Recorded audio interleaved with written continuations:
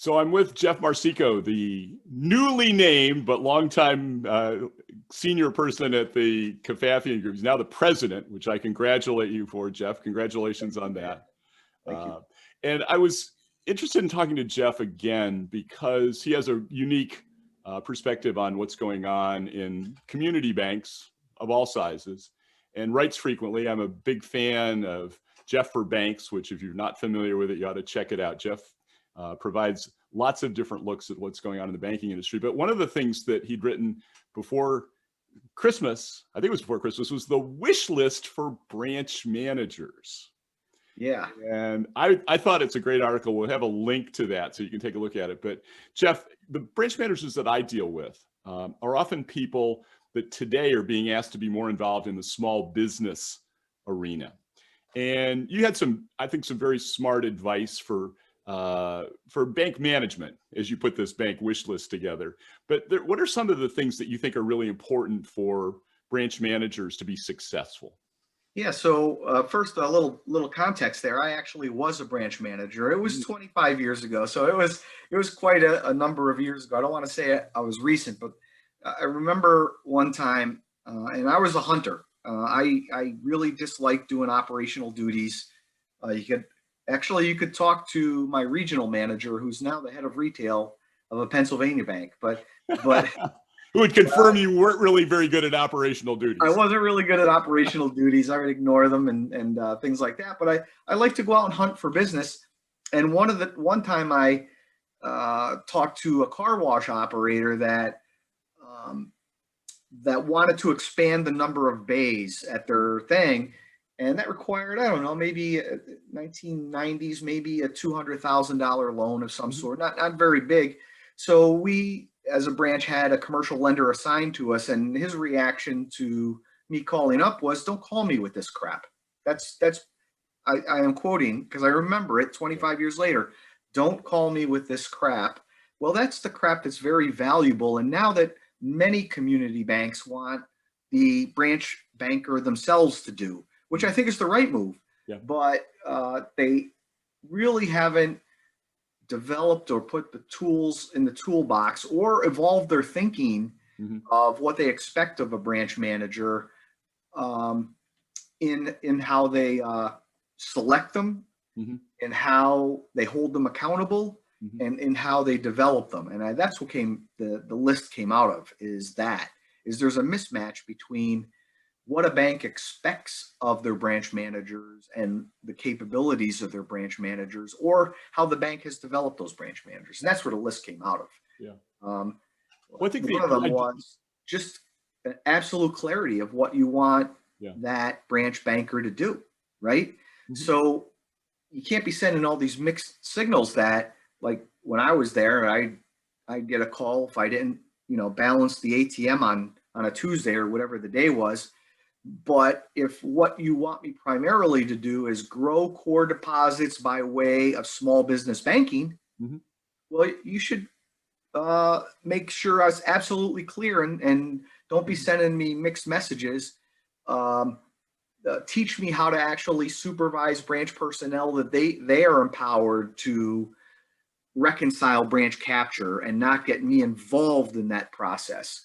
Because I'm responsible for growing the core deposits of the bank. So one of them was, be clear on what you expect of your branch managers, and then hold them accountable. You probably know from knowing me, Ned, that I'm a big fan of holding center level managers responsible for their P&L, their profit and loss statement, not their outstanding balances or net new accounts or accounts per customer. That's what led to the Wells Fargo cultural disconnect right there. That if you just held the branch manager responsible for their P&L, their consistent profit improvement of their branch, they're going to take the right actions, particularly if you give them the guardrails of what you expect of them. And then let them do it.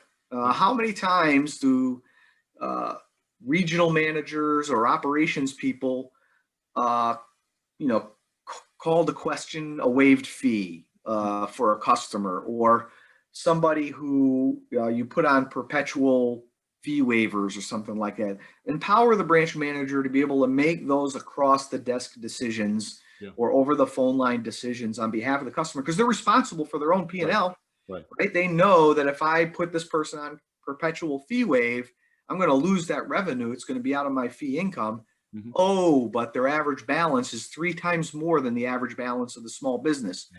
So I'm willing to accept that fee waiver because I'm getting a greater amount of spread through there. Empower them, Yeah. right?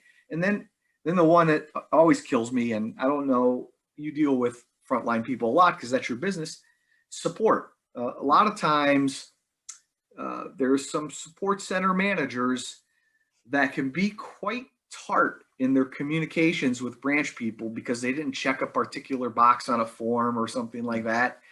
And it's just a disconnect between who makes money for the bank, which are the customers, and who serves the customers, which, you should have that empathy for the person who sits across that desk from the customers.